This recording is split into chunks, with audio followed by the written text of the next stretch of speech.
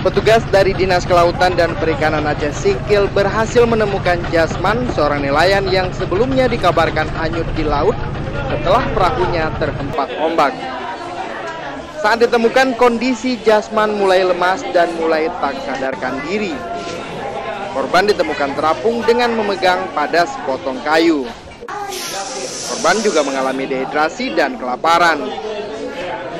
Tim penyelamat Dinas Kelautan dan Perikanan DKP Aceh Singkil, Rosman, mengatakan korban ditemukan terapung di sekitar Laut Pirahan atau 5 mil dari Pantai Singkil. Usai dievakuasi, korban langsung dilarikan ke Puskesmas Singkil untuk mendapatkan perawatan. Hampir setiap tahun nelayan di Kabupaten Aceh Singkil hilang di laut. Beberapa nelayan bahkan pernah terseret angin hingga ke Kabupaten Sibolga, Provinsi Sumatera Utara.